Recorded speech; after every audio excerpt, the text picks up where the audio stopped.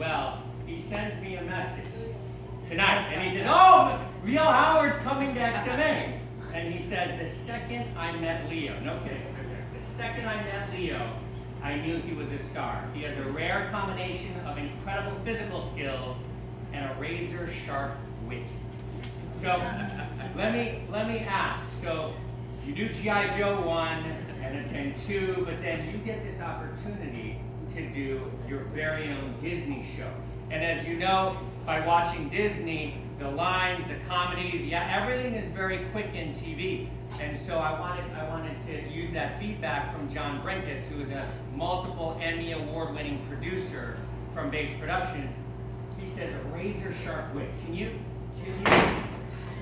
tell us about Disney's Kicking It? You had a 3-year deal that went into 4 years. Tell them about your experience. Well, to start off with it, to go back to the kind of the speed of the Disney shows and the comedy, it's what's called 4-camera television, where there's single camera, which movies and all kinds of TV shows are single camera, but the ones that make you laugh, usually they use 4 cameras. So that means that on the other side, for the actors, everything is going twice as fast, because you're not shooting one take every time. Technically, you're shooting 4 different angles every time. So you shoot scenes less times. So you're shooting a 22-minute, it airs 30 minutes, but you're shooting a 22-minute piece every 2 days.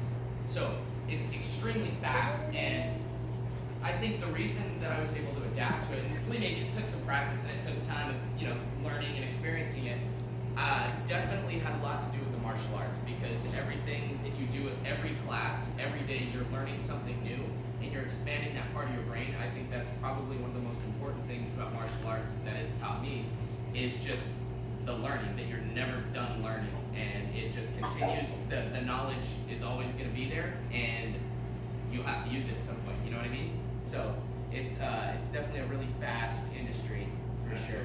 There's a quote that we use here: "Never stop learning, because life never stops teaching." True. And so they're very much on board with that. So let's just cut to the meat of this. A 3-year deal, which most Disney actors get, you turned into 4. How's that possible? Well, there was kind of a lot of stuff that happened in the 3rd season. We did what's called a backdoor pilot, which is a pilot is the first episode of a show that companies will make, and then they take that to other companies to see if they want to buy it. It's kind of like their sales pitch, proof of concept. So they did an episode 3rd season where it was an episode of Kicking It, but they were going to make a spinoff for us. And we made the episode, we finished the season, and we all thought we were going to end up doing the spinoff. But instead, they called us and they said, "You know what, that last season was so much fun that we want to make another season of Kicking It." And it's pretty rare that, the more successful shows go 4 seasons. So for us to have gotten 4 seasons was a complete blessing, and I was so thankful to get to do it,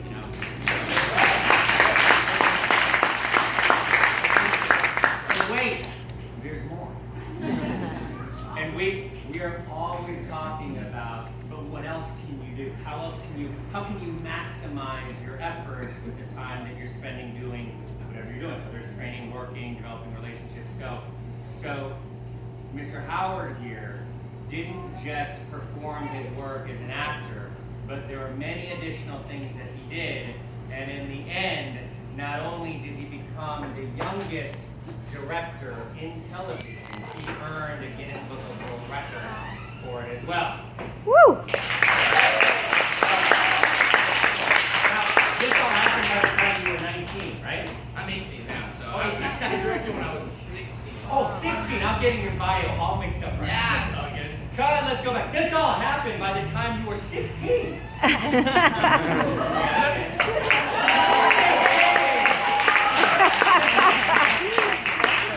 So, how many of you are 16? Yeah. Now, we have many actors here. I think probably 95% of these students are actors. Many of them are working. And so can you talk about that? Give us an insight into the process. Absolutely. For the directing thing, how that came about? Yeah. Well, I've always been interested not only in the acting side of it, but just how everything happens. Because the first time I walked onto a set, there's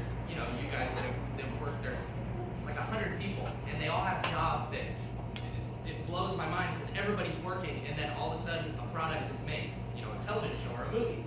And that always interests me how it got from on the page to what you see on television. And I think for me the logical next step was directing, and I'd always been interested in it, but it never really kind of presented itself. I just did the first season of Kicking It, the second season, and it was probably the beginning of the third, I was actually talking to my mom right over there. So everybody say, "Hi, Mom." Hi.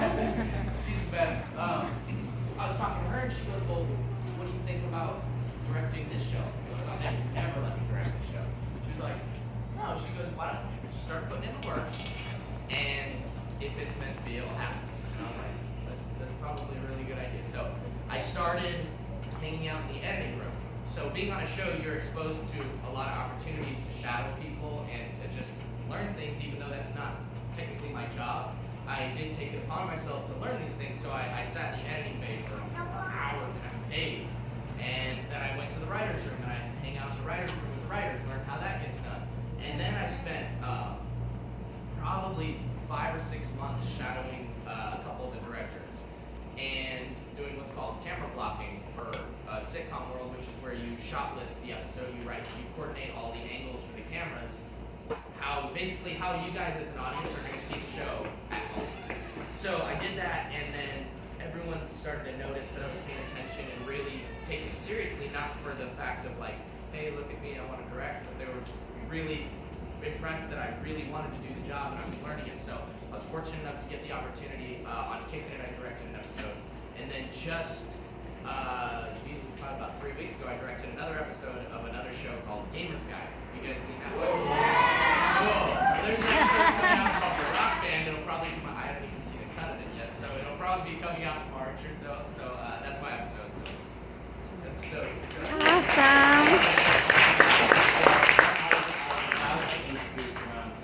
The woman who made all of this possible. Let's give it up for Miss Howard.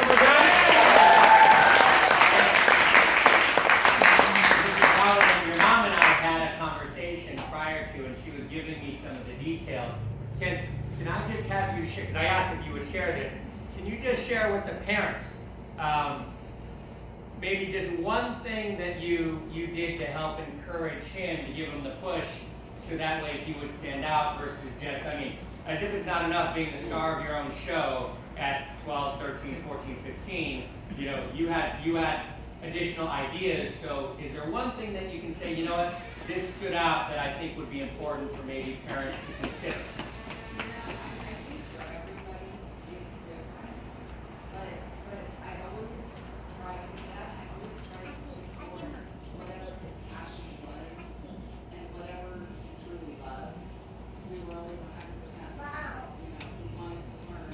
The Xtreme martial arts, and when he was traditional, and back in that day, there weren't very many teachers. Right. So it was difficult finding instructors, but we ended up finding all of you, Right. and getting into that, and it's just a matter of if your child expresses a desire or a passion for something, it just. Thank you so much.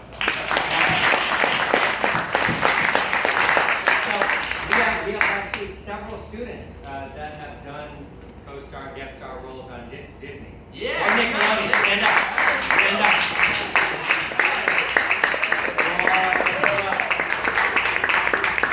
Any Disney or Nickelodeon show? No.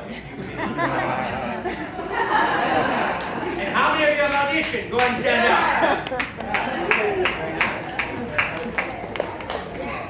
Okay, and have a seat.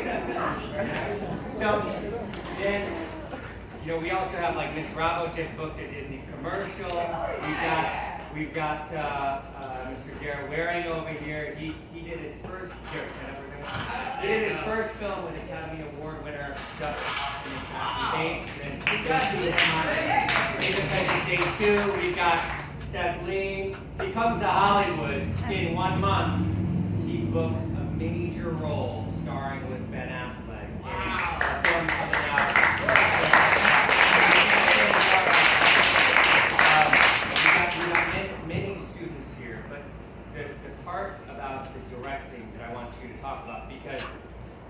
Most people would never even think about that. And I'll tell you, my very first TV show that I did, I didn't think about asking to direct or working on that. My second big show that I did, Power Rangers, I never asked. If I were to go back now, absolutely. I'd be learning every angle, every part of the blocking. I'd be talking to all the directors. I didn't think about that. This was 20 some years ago.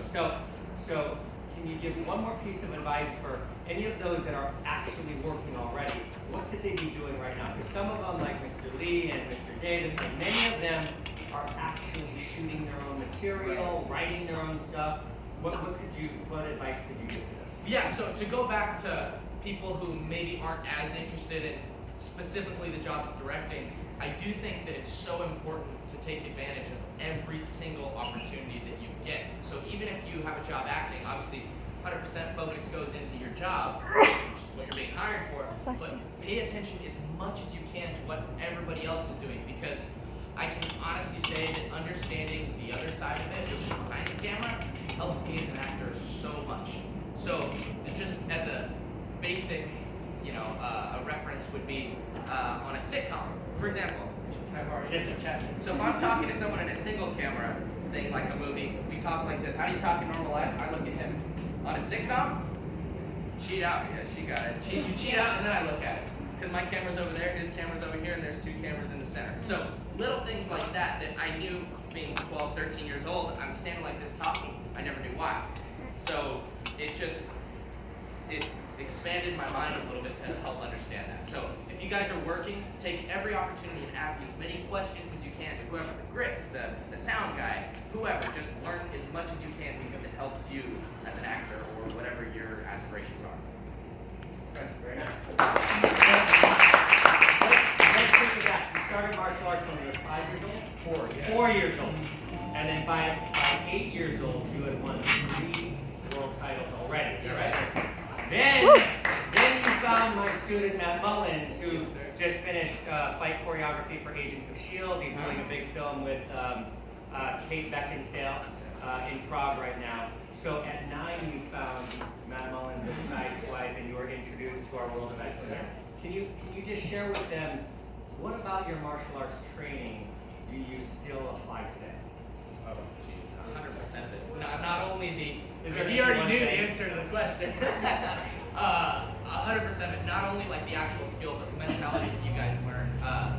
Biggest one for me was respect that it taught me. I can honestly say, and just kind of going off subject, Mr. Chat's getting me to do the thing that I hate the most, which is to just get up in front of people and talk about myself. But anyway, I'm doing it. So, but I think respect is the most important because I can say that pretty much every set or everything that I've ever worked on, everyone comments on how respectful I am. And that's not me bragging, it's that Mom gets it. Well, pretty much every set that you worked on, the general comment is there's an exceptional work ethic. And the way, not just Leo, but any martial artist, they know it. They notice the difference. The way they conduct themselves and even the work ethic on set is head and shoulders above the average. For sure, that's the discipline. You do something over and over and over in your training, and then that carries over into what you're doing. It's interesting. I had asked Mr. Howard to think of one of the life skills. He knows the 6 life skills that we do, and respect came out in terms of the one that he was focusing on, and that is. And then you say work ethic. It's so funny because this is the exact same thing. If you ask my student Taylor Loudner, he'll say the same thing. People say work ethic or people will say respect, and then his parents will say it's the work ethic. And that's the feedback that he gets because not just your martial arts training, but this is who you are, the people that you're around, right? So then if you say people are saying that you're respectful, and then work ethic, that you're a hard worker, can you give them something specific, like I show respect by, because we cannot tell them, look, tonight before dinner, spend 5 minutes reviewing your respect and then work on some discipline, then you can have some free time. Right. Like what do they need to focus on to be respectful? Well, specifically for me, it's always been addressing people by sir and ma'am. No matter where I am, no matter who they are. I know a lot of actors, actresses, just people in general that will treat certain people really well because they are more higher end on the career sheet. they get paid more, so they'll treat them really well, and then they'll treat the guys that are running the lights and not so good. And that's always been a pet peeve of mine, and I hate that because those are the guys that are making you as an actor look good. So why? Like, not even that, but just respect everybody, love everybody. You know, everyone's working hard to make ends meet, and I never understood that. So I think specifically, I've always made a habit. I mean, my dad and my mom have really instilled that in me, but calling everyone sir and ma'am, I think is really important, especially on the set, and it will get you a long way because people will notice because it's not very common in this industry. So that's specifically one thing that I use, anyways. Perfect. So let's go through a quick list of questions, and then these can be very quick, but just so they have an idea. Absolutely. Because all of us ended up here tonight for a reason, but what was that reason that we started? How did you get started in martial arts? I was 4 years old. So whatever the logic is of 4 plus 3. Really? I mean, we have. Yeah. You know, what it was is a family friend of ours at the time was about 3 or 4 years older than me, and he had started martial arts, and my mom was kind of babysitting him at the time, and so we'd go to the martial arts school to pick him up, and I would sit on her lap, and I would just be itching to get out on the floor. I don't know why, I guess it's just always been in me, and they wouldn't even let me into the school because I was 3. I was way too young. They wouldn't let me start until 4. Yeah, I took him in my lap and a death grip, otherwise you would have been on the floor. Yeah, but I think I ended up starting at 4, and I've just been passionate about it ever since. Very nice. We got Leo. Leo, are you our youngest here tonight? How old are you, sir? You're 4. Oh, right. Yeah. So Wow. Leo. Perfect date to start. Perfect date. Okay. How did you get into acting? I got into acting, I was 7 or 8. 7. I was 7, she's like that. She knows everything. Did you just kind of fall into it? Did you specifically want to do it? A combination of the two. I had seen a Bruce Lee movie at the time, and I was like, I want to be on TV like that guy. I want to be in the movies like that guy. And it coincidentally, at the next tournament I went to, someone was there, and they were friends with an agent, and they also took headshots. So they said, hey, you know, he's really cute. He might be able to do some commercials and stuff. So I got headshots, and again, just was so passionate about it, just kind of, you know, spiraled into it. Very nice. How was it in the beginning, your journey as a blossoming young actor? Well, I'm still in the beginning, so that's that. But it's super difficult, as you guys know.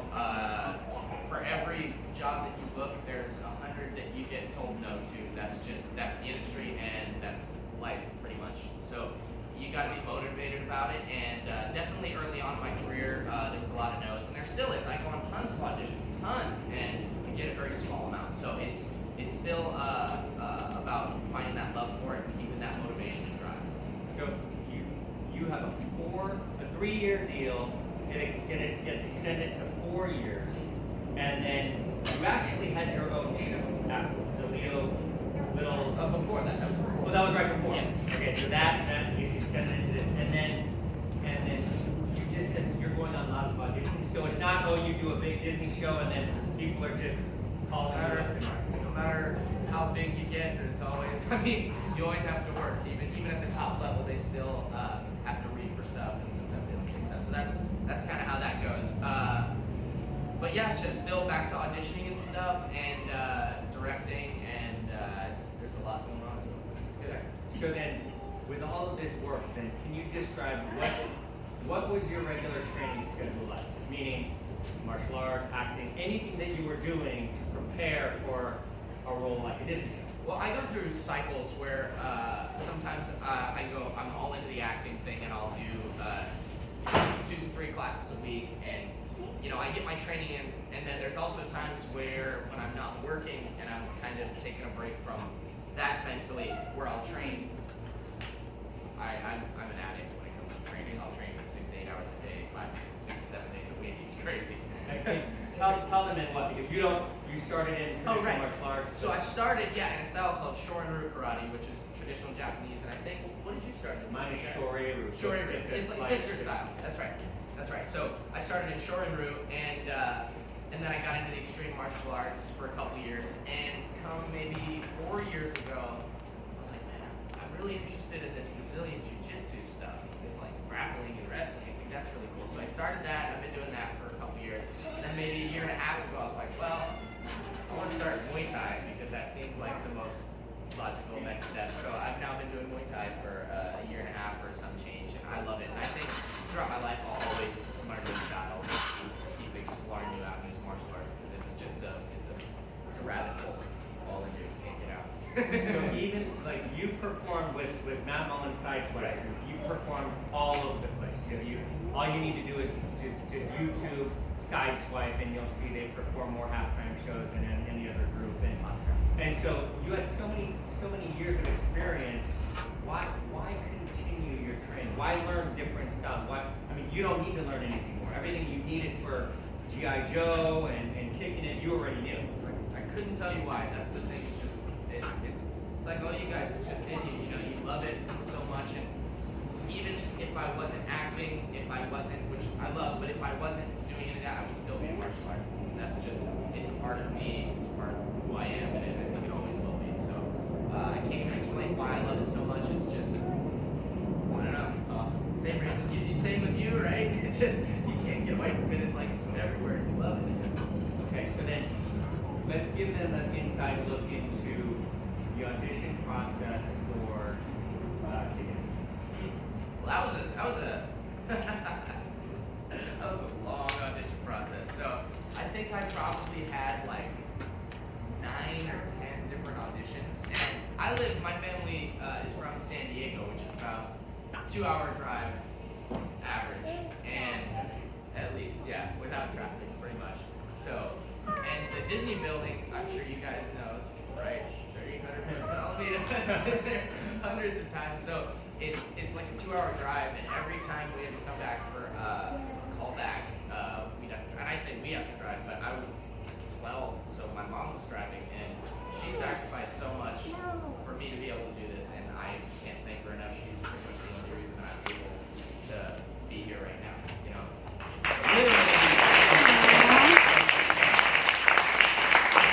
And it was a really long audition process. It was down to me and one other kid who was actually good friend of mine and he used to train here, Billy. Yes, he's now on lab rest. You got to work. Yes, and he's the man. He's one of my great friends. And I didn't know that. yeah, it was between me and him for maybe 4 auditions, and we were super cool. So coming in and out of the audition room, there was no competition, and it was nice. But it was nerve-wracking. You go into a room, and I'm sure most of you guys have been in like the Disney room where there's like 20 people staring at you. They got their feet up on the desk, and we're like, that sort of thing. So dance monkey dance type thing. But so I guess it was just one of those things, and it happened. So. Did anyone ever tell you what was the key to casting you versus him, or whoever else it was? Yeah. What was it about you? You know what? No one ever told me. That's a good question. I should ask, absolutely. But I do know that the creator of the show was really in my corner and has always been a team player for me and has helped me out in so many ways. Even with this directing thing, he's helped me kind of get the directing thing started. So I can't thank him enough. But I think he had something to do with that too. So Very nice. Yeah. Before we move on, there's another gentleman who's going to be here on Wednesday night. You might know who he is, Gage, Jed. You might know him. Yes, your uncle. You know him, really? I know your uncle. No. I've worked with your uncle before. So I have. So the stunt coordinator for the show, who does many of the Disney shows. So he called me right before you came. Okay. He goes, I just want to say this. And he said, you tell him that because of people like you, which is only a few, because it's very rare, but Leo and then the girl who's on Lab Rats now, Paris? Paris, yes. So he he said, you ruin it for everybody else. And what he said was that when you have someone so talented and so highly skilled, it makes it so easy to choreograph. They can do the fights and the action, throw the lines, and it's seamless. And he goes, but the problem with that is that it makes it so much harder to work with the other actors. And then he's constantly trying to make up for the fact that it's so easy with you, he's got to spend more time with them, and then it's a process of working with the other actors. So I say that because, one, that's a great compliment for you. And we train this in terms of being able to do your own action, but then actually practicing it so that way you can then perform it, right? So that's directly from the stunt coordinator and second the director who runs most of the Disney shows right now. And there's several underneath him that he's overseeing, and he said it's rare, and he gave me 2 names. It was yours, and now hers because she's newer. But yeah, so it was only those 2 names.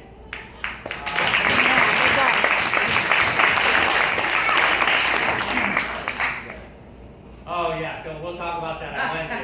I met this gentleman, your uncle, when I was on Power Rangers. He was one of the stunt guys, and he's had an incredible career, but he worked his way up from the bottom all the way to the very top. So yes, anyway. Yes, sir. Okay, so audition preparation. How do you prepare for your auditions? I think that would be helpful because many of them, they do what they do or what their acting coaches tell them to do. They get nervous, they try and stay calm. What do you do to prepare for your auditions? I think one of the biggest thing about auditions, understanding auditions, because auditions are a different skill than working. It's just a different skill. If you can get good at auditions, it's much easier. And I think one of the most important things to realize is the audition is about you. It's not about the person. You know, they're obviously watching you, but what I mean by that is this is your chance to make a scene that you think is to your standards. For example, there's tons of auditions where I'll mess up a line and I get sort of start freaking out, and then all of a sudden it's a mess. And there's no need to freak out like that because there's so many times where I just go, hey, you know what? Let me just give me a second. Let me try it again. This is my time. This is my 30 seconds or my 2 minutes to come in there and do what I think that is the best for the role. So I think to relax and just be there in the moment is the best thing. And then as for preparation before, it really depends on the piece. You're acting. I'm sure a bunch of you are in acting classes and stuff, and I always break down material. It's in a shorthand version, just why is this guy saying this? Why am I feeling this way? And then kind of break down the scene in that, and then you do all that work. You put hours into the scene so that when you get there, you can just forget about it. That sounds crazy, but that's kind of, it's sort of like the martial arts thing where you learn all this choreography, and then when you get there, you forget about all the time and effort you put into it, and your body just does it. You perform it, and you're able to think about other things because your body just knows it so well. It's sort of like that muscle memory. Okay, so very nice. Then advice to overcome the pressure, stress, anxiety of the producer-director callback. Many of them are on the cusp. They're getting called back. They're going to producer-director sessions, but we need to get them to book. So how to get over that next hurdle? Everybody has that. I still go through that. The producer, the network, or whatever it is, the stress that goes into that. And I'm kind of going back to the first thing, where to relax. And my motto has always been walking in the room. I go, what's the worst thing that's going to happen? They tell me to go home. So what? You know what I mean? Like, I really want it and I care about it, but that can't be where you get your identity. You can't get your identity from wanting to do this. You have to be confident in your own life and secure and have a good self-esteem. That's another really important thing is having a good sense of self-esteem because you're gonna get told no. You're gonna get told no because you have brown hair or you have ugly eyes or ugly moles on your face. It happens to me all the time. So you gotta be confident and comfortable with yourself, Okay. So we are running short on time. I knew this would fly by. So I personally have 2 questions, and then we're gonna open it up to the group. So your favorite martial arts movie? Bruce Lee. Bruce Lee. And then what would your dream Marvel or DC comic comic superhero character be that you would want to play? Oh, jeez. That's a good one. I really like Captain America. That would be a recap. Yes! Okay. Very nice. He could play Captain America, right?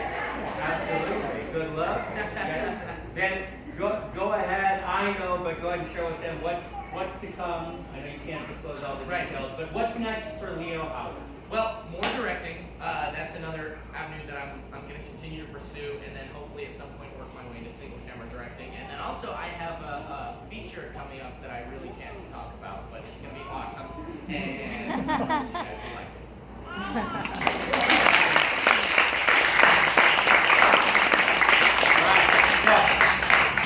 With the remaining time, we'll open it up to questions from the students, from our guests, and we won't be able to get to everybody.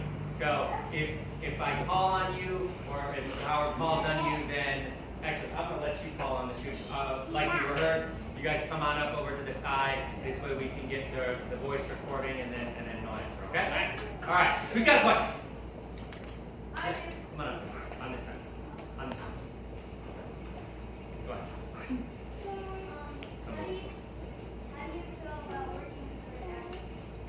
That's a good question. That's one of the more fun things is getting to work with different people and new people. And sometimes you're going to get people that you love and you become family with, and then some people you're going to not like with. That's just the industry.